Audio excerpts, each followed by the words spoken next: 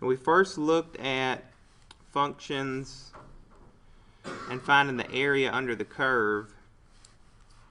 We made rectangles, and so the only problem with our rectangles was, depending on whether we started with a left endpoint or a right endpoint and how the graph is where it increases, where it decreases, our rectangles may be below the curve, kind of like this. And so if they are below the curve, they were missing all this space right here. It still gives us a good estimate, but with rectangles we are missing that space. We're missing that area that we need. Well, what if instead of rectangles under the curve, we use trapezoids? So what if I use trapezoids under the curve? Like that. Okay, yes, I'm still missing a little bit of space, but I'm not missing as much space. And so that relates directly to a rule that was formulated called the Trapezoidal Rule. And the Trapezoidal Rule is a formula for finding the area under a curve. Now again, it is just a rough estimate, but it is a lot closer than what you would get if you just use rectangles. And so with the trapezoidal rule, here's the formula.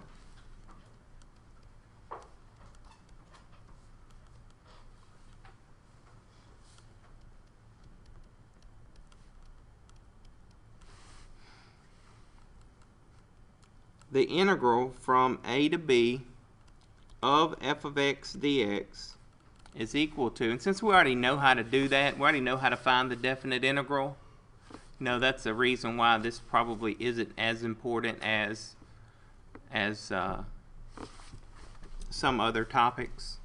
But the formula is b minus a over 2n, where n is the number of trapezoids that you want to use, times f of x sub o plus 2 times f of x sub 1 plus 2 times f of x sub 2, so on and so forth until you get to the last term, plus f of x sub n. So look at the pattern that's formed here on the inside. Look at the coefficients. The very first x that you use, there's no coefficient here. The next term, the coefficient is 2.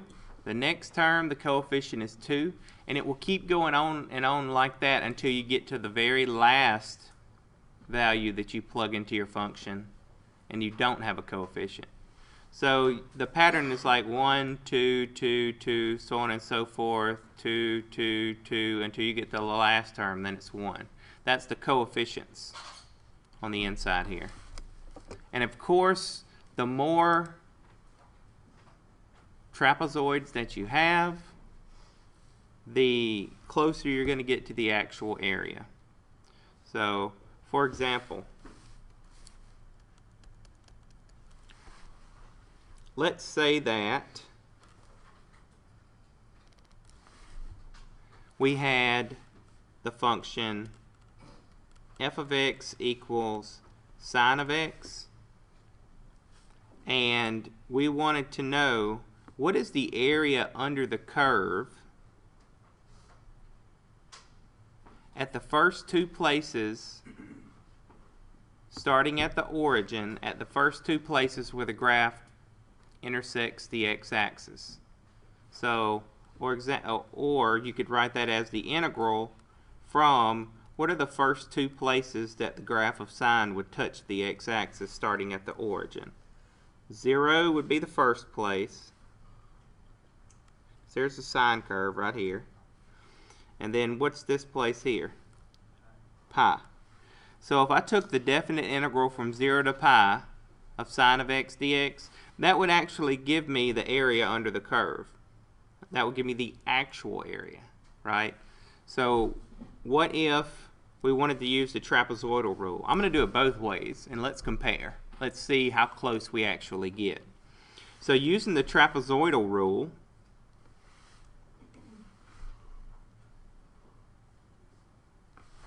I'd have to decide how many trapezoids do I want to put under this curve. The more trapezoids I use, the closer I'm going to get to the actual area, but the more work it's going to require. So let's just say, let's let n equal 4. Let's say I want to put 4 trapezoids under the curve. Alright, so my b is my upper limit, my a is my lower limit, my n is the number of trapezoids.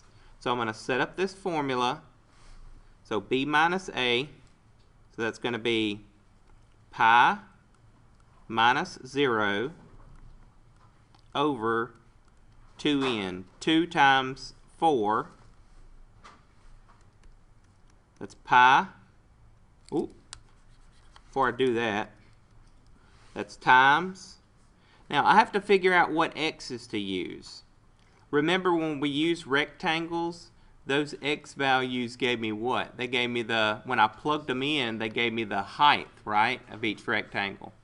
Well, I've got to do the same thing for these trapezoids. Okay? So I need to say f of, this is my first x, and then all the way to my last x. So what is the distance from here to here? Pi units, right? The distance from x equals 0 to x equals pi is pi units. And I want 4 trapezoids there. So I'll say pi divided by 4. This is my delta x, or my change in x right here. I want the width, or the base of each of these, to be pi over 4 units. So I'm going to make 4 of those right here. Alright, so my x sub 1, my x sub o is 0. Right, if I start on the left. What is my x sub 1? Pi over 4, right, because that's my change in x. Each one of these is going to be pi over 4 units wide. What's my next x value? Plus pi over 4, that's going to be pi over 2, plus pi over 4, it's going to be what? 3 pi over 4. And then look, it kind of has a check mechanism in here, because if I add pi over 4 again, I have to be at the last value. Now with the rectangle method that we used, remember, if we started on the left, we didn't use the last point. If we started on the right, we didn't use the first point. Well, with the trapezoidal rule, we have to use all the points. Where we start, all the way to where we finish. Okay? So this is going to be f of 0 plus, now I have to follow that pattern. Remember that pattern I told you that changed the coefficients? So plus 2 times f of, what's my next value? Pi over 4. Plus 2 times f of pi over 2. Plus 2 times f of 3 pi over 4. And then plus, I'm at the last one now. So the way that my pattern has to go inside here, I only have a 1 in front. I have a 1 in front of my first term here, and 1 in front of my last term here.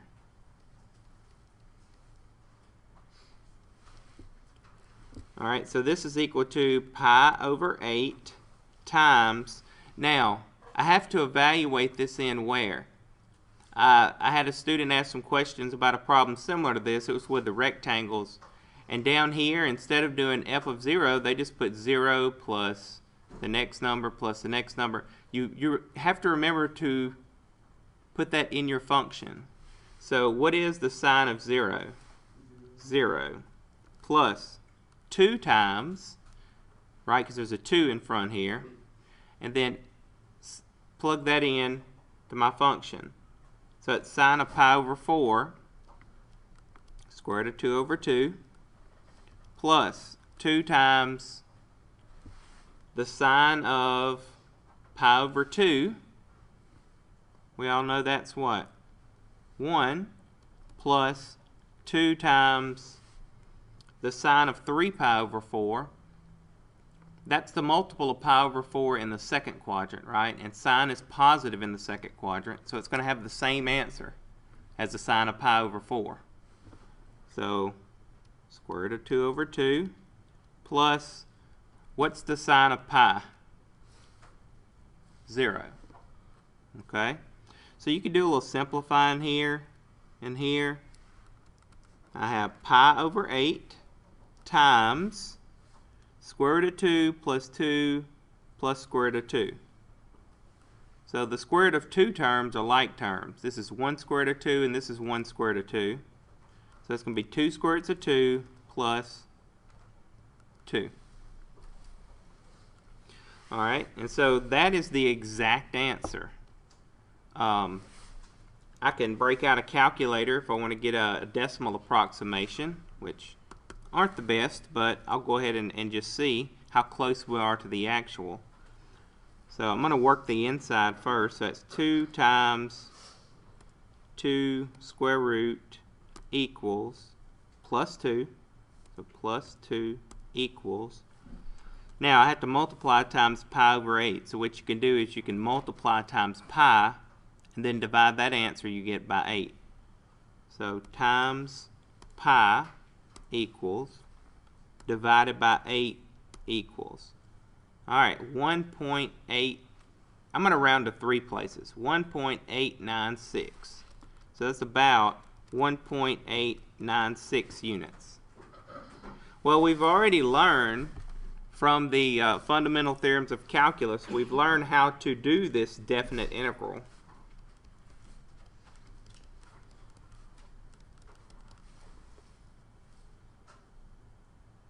Okay, so the integral of sine is negative cosine. Evaluate that from 0 to pi. Remember, when evaluating a definite integral, you always plug the top in. Okay, top in first. So this is negative cosine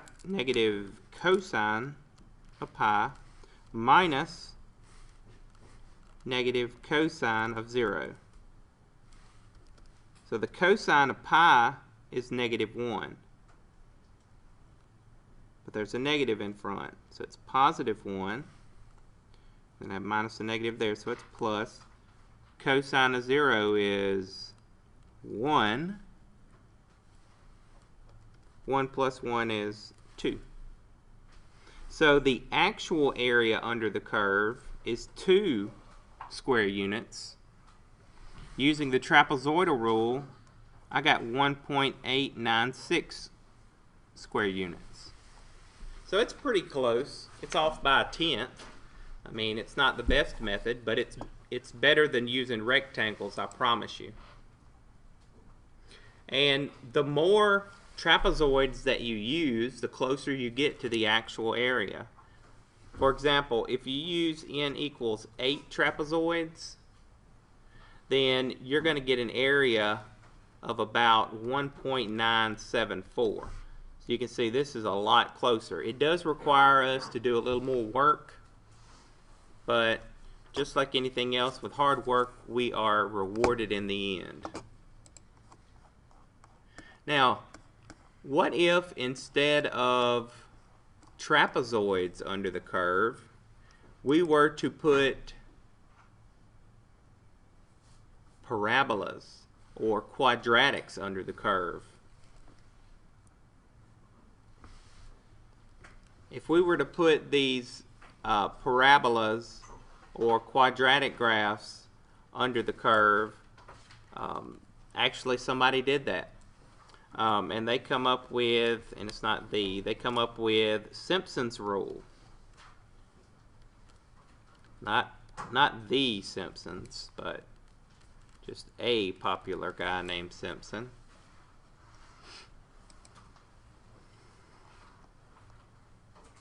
Okay, and Simpsons Rule, again, has a formula.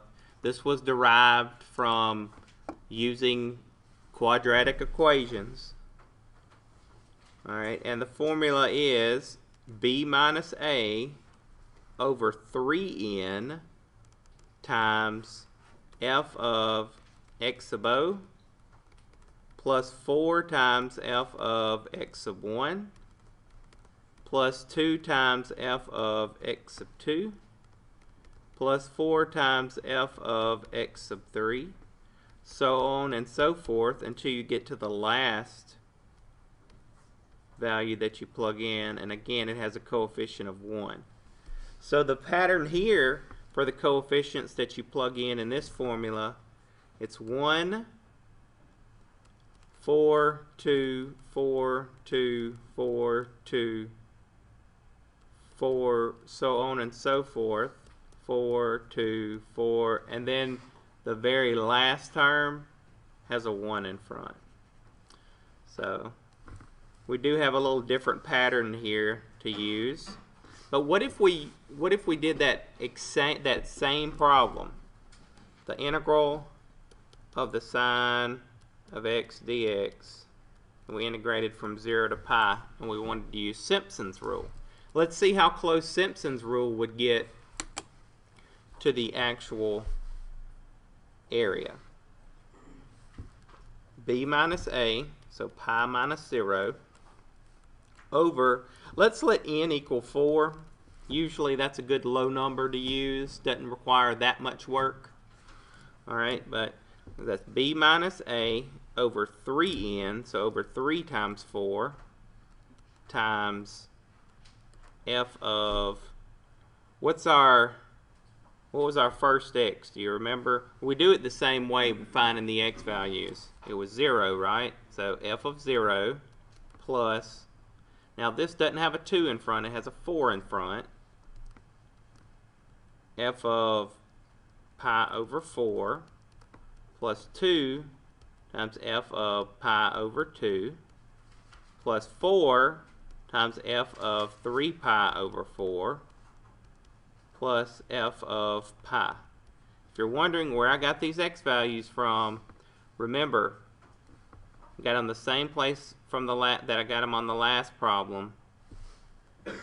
Alright, if I want for anything under here, and I have just pi units to divide that into, if I want the widths to be the same, you're going to have a delta x or a change in x or a width of each one of pi over 4. Alright, so this is going to be pi over 12 times, and now these values are the same because I'm using the same function. That's 0 plus, now it's 4 times, the sine of pi over 4 was the square root of 2 over 2, plus 2 times, the sine of pi over 2 is what? 1, that's right, plus 4 times the sine of 3 pi over 4 is square root of 2 over 2, plus sine of pi was what? 0. Alright, so this is pi over 12 times, let's see if we can simplify a little bit here. That will be 2 square roots of 2 plus 2 plus 2 square roots of 2. So what's 2 square roots of 2 and 2 square roots of 2? 4 square roots of 2 plus 2. Now let's see what this is approximately to see how close we are to our actual area. Alright, so 4 times the square root of 2 equals, plus 2 equals, I'm going to say times pi equals, divided by 12 equals, we'll round this to 3 places, 2.0 0.05. So this was actually a lot closer to the actual area. Whenever you let n equal 8, you get 2.0003. So which one gets closer, the trapezoidal rule or Simpsons rule? Simpsons rule, right? You get a lot closer to the actual area by using that.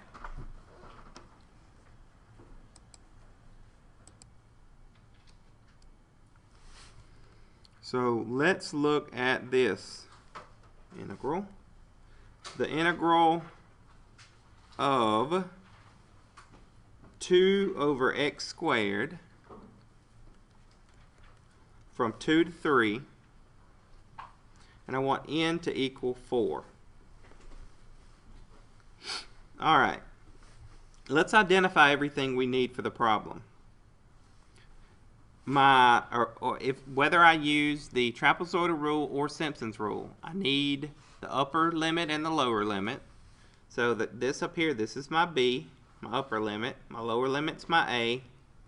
This right here, my integrand, is my function.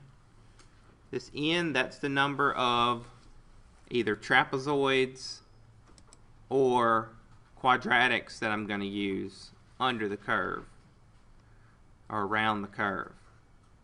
Alright, so let's do the trapezoidal rule and let's see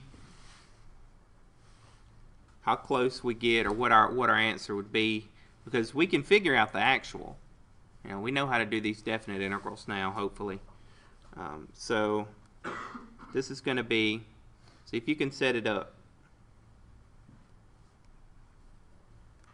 So b minus a over 2 times n, and again this is the trapezoidal,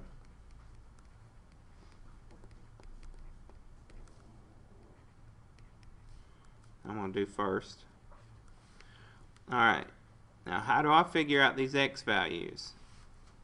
What is the distance, or what is the length between x equals 3 and x equals 2? That's 1 unit, right? So 1 unit. How many items do I want? 4. So that's 1/4. So that means I want each one of these things to be 1/4 of a unit wide. Now, here's where some students will make a mistake. They'll just say f of 1/4. We're not starting at x equals 1/4. Where's our starting point?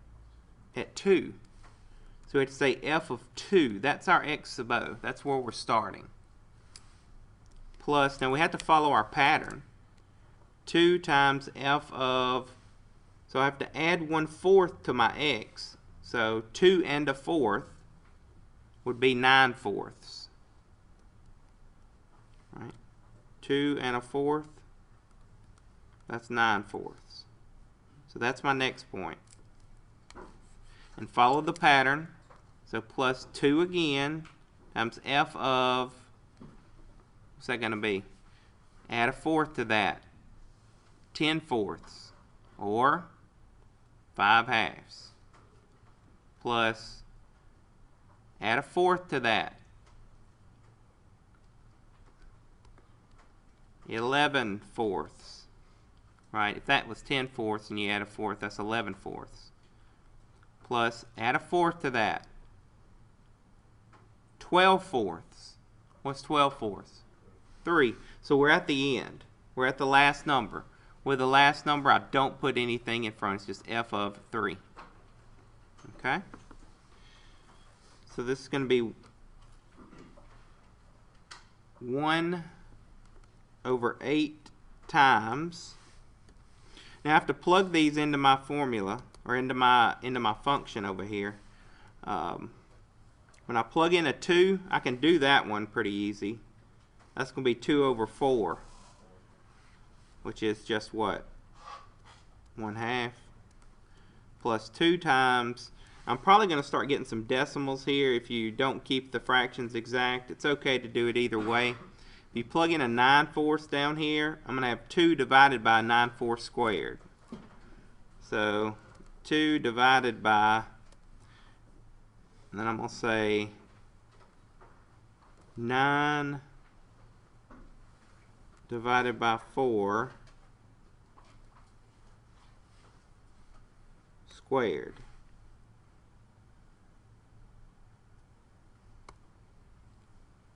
Alright. The more exact you can keep that, the better. But then we'll want to say that times 2. Or did I already do that? I already did that. No, I didn't. I had to say it times 2. I said 2 divided by 9/4 squared. So then we'll say that. I guess I could write it in there and not say it times 2 and then come back and do it again. But that's a little extra work. So I might as well do it now. So times 2. And you want to keep that as exact as possible. Let's see, 7, 9, 0, 1, 2, 3, 4, 5, 6, 7. Look at that. 1, 2, 3, 4, 5, 6, 7. I like that. 1, 2, 3. We'll do that. Plus, kind of neat how numbers work out sometimes. Alright, plug this in. So, 2 divided by, so I gotta say 5/2 squared equals, I gotta say that times 2. So that's 0.64. That one came out a lot prettier. Plus 11/4. So that's 2 divided by 11/4 squared equals, and then I got to say that times 2 again.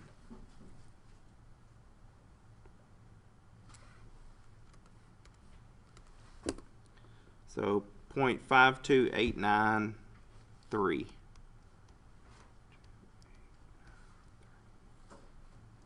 Plus, plugging in a 3, I'm going to get a pretty number here. So, and there's no coefficient on the last one, so that's 2/9.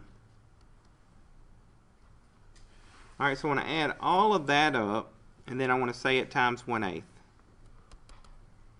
So 0.5 plus 0.790123, my favorite number of the problem, plus 0.64 plus 0.52893 plus, I didn't make a fraction here, 2 divided by 9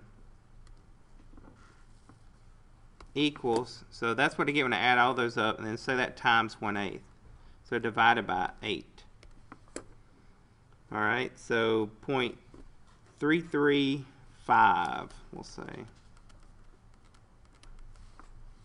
Alright, let's find the actual real quick, see how close we get.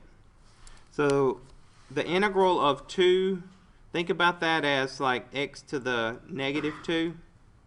So add 1 to the power, divide by the new power. So it's going to be -2/x evaluated from 2 to 3. That's what you get when you integrate that. Alright, so that's going to be -2/3 minus -1. So -2/3 plus 1, or 1/3. So how close were we? 1/3 is approximately what? 0.333 repeating. And you see this is 0.335. So I bet we can get even closer if we use Simpsons rule.